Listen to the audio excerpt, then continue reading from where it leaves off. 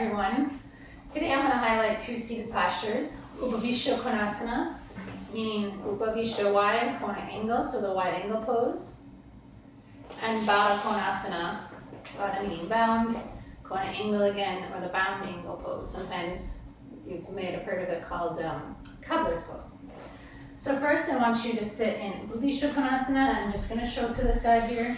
When you sit on the floor, if you cannot sit on the center of the buttocks and get the length through your trunk, shoulder blades down, chest up, so meaning you feel like you're being pulled backwards onto the back buttocks, the spine is drooping, then make sure you build up your support. So blanket or two or three, whatever you need, so that you're able to, again, sit upright. So you sit on the floor or on some support, take your legs equal distance to the right and to the left for Upavishta Konasana.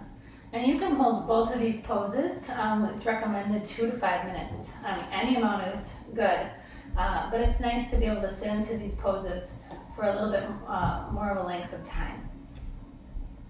So in this position, the front thighs, all the front of the leg is going to press down to the back of the leg, and we're trying to get all of the back of the thigh to touch the floor. So watch here as I press my front thighs to my back thighs. So you can see that these muscles on the front of my thighs are contracting in order to lengthen the back of the thighs and press them down to the floor. Not only does this help to lengthen and open the back of the legs, see if there's even space behind your knees, so press that down towards the floor, but this grounding action helps to, again, lift the trunk. Make space in the pelvis and to lift the trunk up. See as you sit up tall that you also release the shoulder blades down to lift and spread the chest a bit more and to keep that space in your neck. So you can stay in the upright position. You might start with your fingers pointing straight back, but then see if you can maintain the lift as you point your fingers instead of back, straight ahead. Still your elbows rolling back. And then you can start to work on the forward position. Just start by bringing your hands in front of you, and again, seeing if you can keep the groundedness of the thighs and the lift of the trunk, and start to walk forward a bit.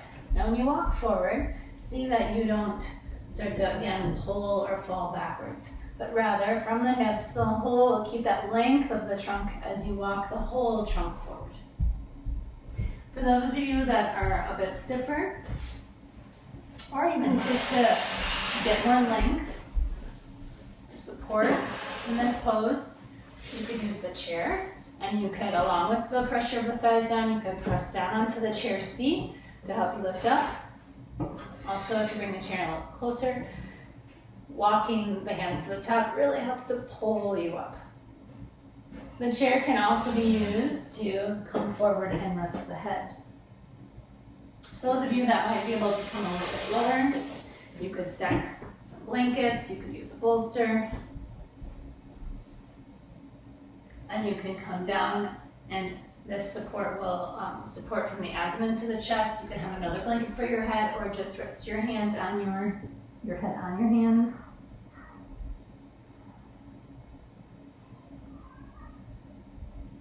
So that's Upavishta Konasana, working on the upright position, but also starting to work on bending forward. The classic asana is that in which you, with your first 2 fingers and thumb, catch your big toes. You certainly could use straps if you can't catch your big toes. First, the Urdhva Mukha position, or Urdhva is up, Mukha face, so upward facing position.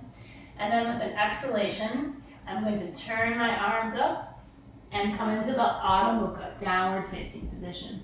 So it's like the previous pose, but in this pose we don't have any support under the trunk, but the head rests on the floor, along with the chest if you're able to. And then come back to the Urdhva Mukha position and release. Now take your legs into Baddha Konasana. So bring your feet together and bring your heels as close to the perineum, the center of the pelvis as you can. Now even I, who you don't sit on anything for Upavishta Konasana, like to sit, at least in the beginning, on some height. Now watch my knees as I sit up on the height. So did you see that they came closer to the floor so that the energy is moving away from the groins and the hips toward the knees out and down towards the floor. So let me show that again. So here, energy is pulling back in. I want it to go out and extend out and down.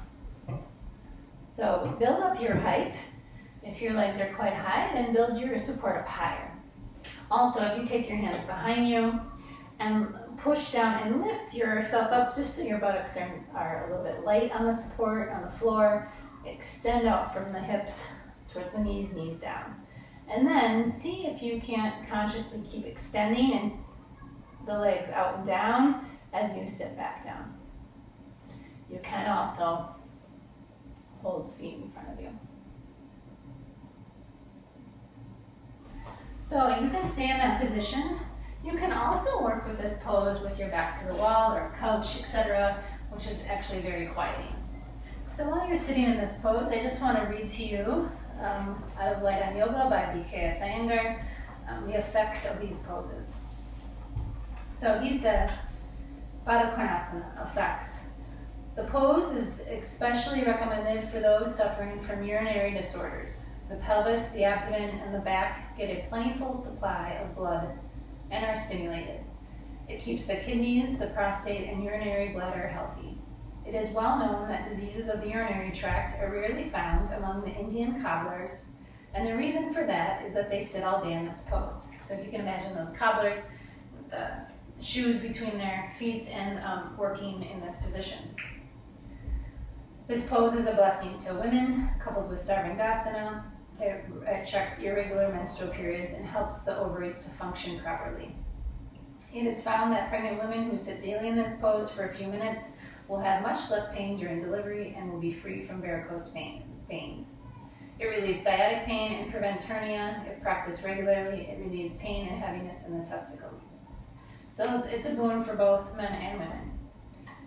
So Upavishta Konasana, the wide angle pose, effects. This asana stretches the hamstrings and helps the blood to circulate properly in the pelvic region and keeps it healthy. It prevents the development of hernia, of which it can cure mild cases and relieves sciatica pains. Since the asana controls and regularizes the menstrual flow and also stimulates the ovaries, it is a boon to women. I also want to mention that in Mr. Iyengar's book, Light on Life, he has a sequence in the back for emotional stability. And he mentions that Upavishta Konasana and Baddha Konasana help to stimulate the brain for positive thinking. So lots of reasons to practice these poses. They're seated postures that you can sit in for some time. And I hope you enjoy the benefits that these poses bring to you in your practice. When you come out, just make sure you stretch your legs for a moment. And stay healthy, stay safe.